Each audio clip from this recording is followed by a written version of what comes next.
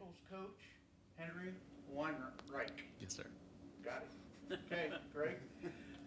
So, I'll just go Henry. That'll Yeah, be that's easier. perfect. Explain nickel. I mean, I think we know, but when people ask you, what do you coach? How do you explain what that position is? Yeah, so the nickel position is really like he's a slot corner, outside backer. He's your field overhang generally.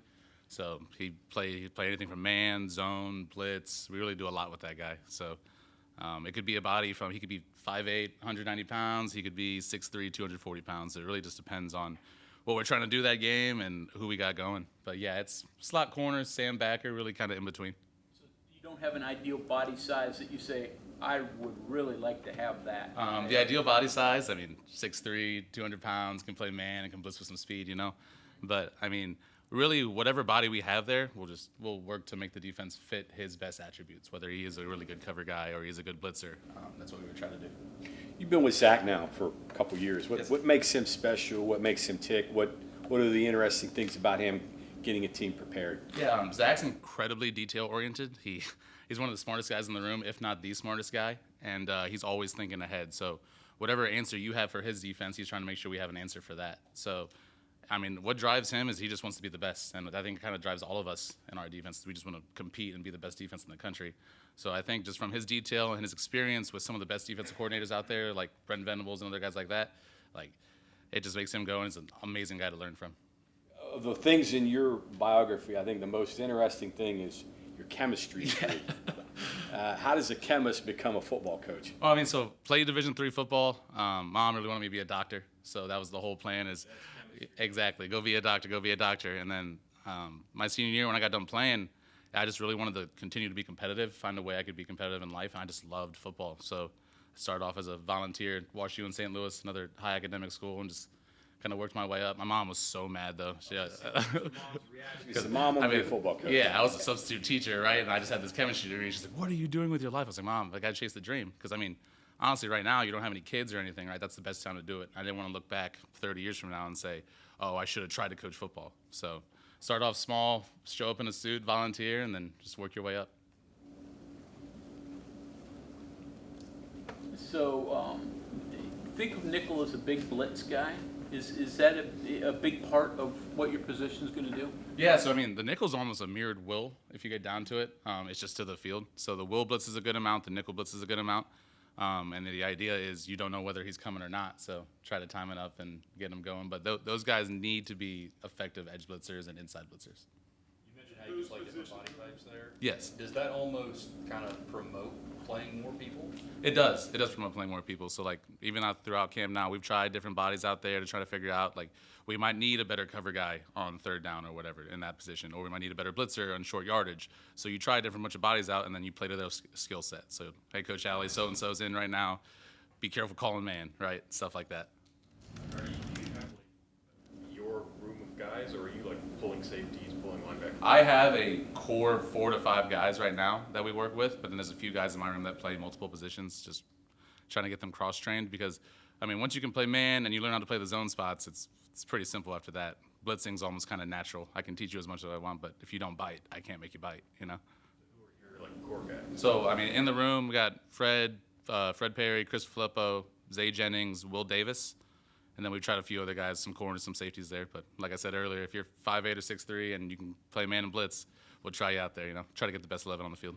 So you mentioned the Will and Nick are kind of mirrored in terms of duties or whatever, but your bio and what I'm hearing is you're coaching Nichols and Sam some. Yes, sir. Is that because they fit together in what Yes, they're sir. doing? What's the idea? So, like, Sam's per se, like, if you were facing a 12 personnel team, somebody who likes to put a tight end down on the field, not have a split out receiver, then it would become a Sam. And the only differential between a Sam and a nickel is it's a bigger body versus a small body, right? You want somebody to be able to set the edge to the field.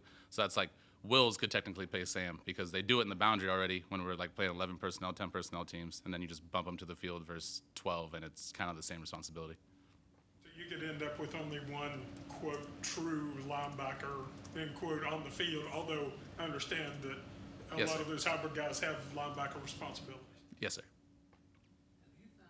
Have you found anything out of chemistry major that applies to football that you can use, or is that just gone? Yeah, I mean, chemistry, right? Like quantum mechanics, for example, right? It's just like the process of matter and how anything could happen at any moment.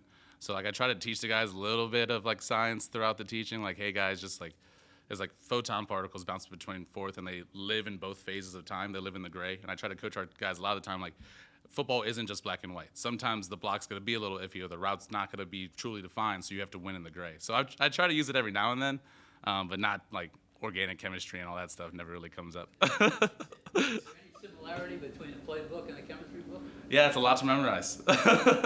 Ton to memorize. So, but the thing, like bio, I thought biology was like a very memorization thing. The categories didn't really fit. Chemistry was more concept based.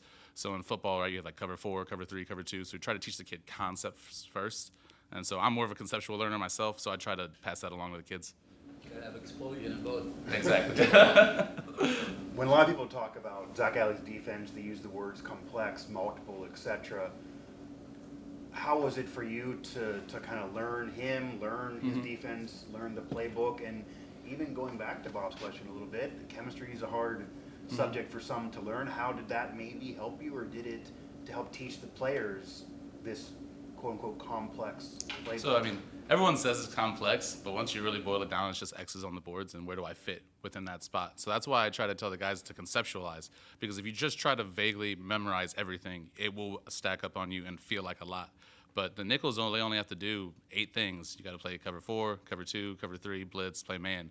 And so if you conceptualize it that way and make it easy in families, they are able to be like, oh, it's a city, I do this, or it's a money term, I do this. You know what I'm saying? So like the way to make it less complex is you tell the kids that it's easy, because it is easy. It's an easy defense to learn. You just have to put the work in and conceptualize what we're putting in. So the teaching tools you acquired apply. Yes, sir. I mean, that all applies. I mean, the best way to teach, so as a substitute teacher, right, I learned how to teach. They would throw me in a classroom with 30 second grade kids. I didn't know what I was doing. I was a 23-year-old guy, right? But you learn how to manage a group of people and how to teach them stuff that you don't know what you're going in that day. So background a little bit, like you learn how to think on your feet a little bit. Coach Alli wants to put a new blitz in on Thursday morning at 11 a.m. We'll put it in. Just conceptualize. What is it? Is it a car? Is it whatever it is? And go from there. Why do you think maybe the stereotype exists that his defense is so much more complex and multiple than other D coordinators? That is the stereotype around the country when you hear people talk about him, but you're kind of simplifying it Yeah. down. Well, when you watch this on film, right, it looks like we do a ton of stuff. Like if you watch any of Coach Alli's defenses in the past, you'll see bodies all over the place. They're flying around, and you're not really getting the same stuff game to game, you know, whereas other teams, I'm not going to call anybody out, but like they'll line up in the same shell and play the same coverage 85% of the game with a few blitzes here or there. So like we bring a lot at you. That's why it looks complex, but for the guys, it's pretty simple, just as long as you know where you fit within the X's. Is that also an advantage of the defense, though? I think it's a huge Why advantage, you're because maybe confident in it? if you don't know what you're going to get and our guys are confident to execute the call, I mean, good luck. Yeah, what's Division III college football like as a player? As a player, I mean, it's the football. So I always tell people, Division III, the football is the exact same from a drills and running hard to the football and the play calls. But the resources our guys have here compared to what a D3 player has, like I would leave practice at like 7:30 p.m. and then go study for 5 hours at night because I have an organic chemistry test at 8 in the morning. And there's like your schedule's not really built so much around football, and it's built more towards academics, because at D3 you could quit football and nothing changes in your life besides that you have a lot more free time. So I would say like the only real difference from a football side is just the resources. We have significantly more coaches, significantly more trainers. I mean, strength coach, all that. Like when I was coaching D3, I was also the strength coach. So like you gotta give and take, right? You learn how to wear a lot of hats and do all that stuff. But as a player, I mean, football's the same, camaraderie's the same. Just you have to bus 10 hours to Chicago sometimes. Mom must feel a little bit better now, I'm guessing, right? What was that? Your mom must feel a little bit better now, I'm Yeah, guessing, she right? does. She does. I mean, when all of a sudden you get a job and you're working in Oklahoma, and then a year later you're a position coach at a major school too, was the light already switched for her? Did she know you were onto something, or like the last year has been like, okay, that was a good idea? So I'm a first-generation American, so my mom moved over here from Thailand. She was about 28. So her football understanding's a little different, but I didn't tell her I was doing a press conference today, so she'll be pretty pumped to see this. But yeah, I mean, it has flipped for her. Her first real time experience, so she came to Jacksonville State games, right? And like 20,000 people, you feel it a little bit, but it's not the biggest thing. But then she came to a couple Oklahoma games last year, and she's like, oh, this is big time. Like the whole state's showing up, and I'm just really pumped for her to come see a West Virginia game and see how we show out for the state.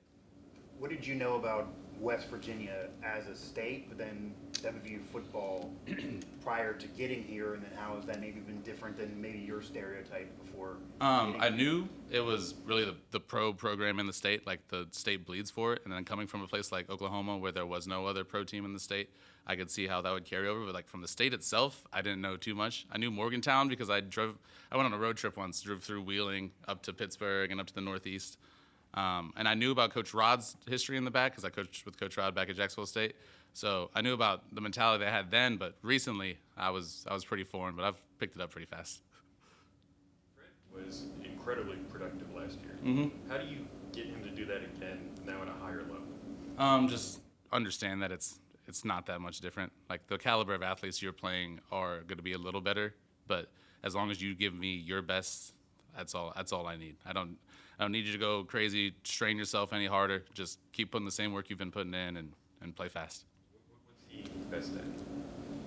I mean, he's smart, he's physical, but I mean the whole group. I mean, the whole group of Nichols. I really try to make them smart, physical, and fast. That's all we're trying to do. Smart, physical, fast. Communicate, over communicate, and fly to the football. How good can Zay Jennings be? I mean, Zay's potential is as big as he wants it to be. He's probably weighing in about 200 pounds right now, and he's got some position versatility.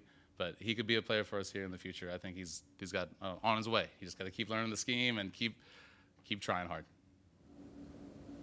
What makes you believe that Fred is ready to, as Cody was saying, do what he did before, but at this level in the Power Four? Because I mean, where's that overblown, that step up for him? I think the step up's overblown because I mean, if you watch the games of the past, Jacksonville State was competitive versus several Power 5 teams. Like I know back in the day they beat Florida State. They've held their own against South Carolina. That was a one-score game with 2 minutes to go, right? So like the step up is big, but once you're surrounded by better players, everybody gets better at the same time. So I mean, I think a step up from G5 to Power 4, you guys will see a lot around the country. There'll be a lot of transfers from G5 to Power 4 that'll come out there and excel. I think it's a little bit overblown. Same thing from a coaching standpoint. They want to win too now. They all want to win, but the resources is just a little less. Okay, thank you very much. Thank you, Mike. Thank you, guys.